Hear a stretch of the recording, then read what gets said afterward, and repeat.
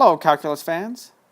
The series, where we go n equals 1 to infinity of 1 over n, has a name. It's called the harmonic series, and I'd like to prove that this series diverges. This is a very important series in mathematics. We're going to run into this quite a lot. And so, knowing that it diverges, and to a somewhat lesser extent knowing how to prove that it diverges, is useful. Now the trick here is to look at particular partial sums. We're going to look at the second, the fourth, the eighth, the 16th, the 32nd partial sums, and we're going to do some arithmetic with those. So S2 is 1 plus a half. S4 is 1 plus a half plus a third plus a fourth. Now I've grouped it with a third plus a fourth together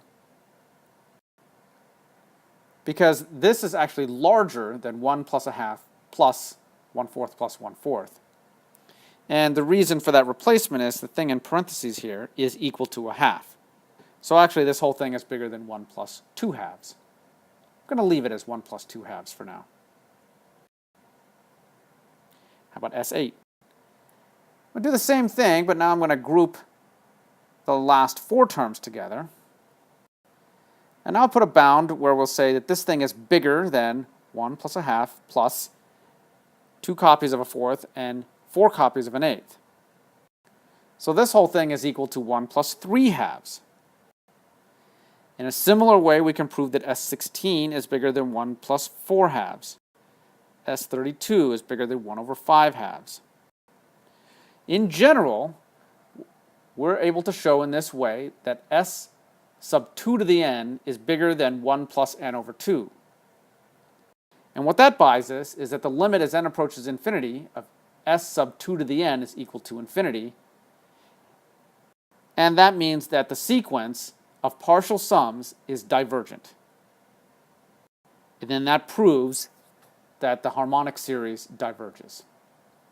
Now if you add up a bunch of terms, it actually takes a very long time to add up enough to get above even, say, 10. Very hard. You have to add up a lot of terms. This thing is very, very slow to diverge. But it does eventually get there, in the sense that you can, if you pick any particular threshold you want, any number, there's a way to figure out how many terms you have to add up to get above that number. You want to get the sum to be above 1,000,000?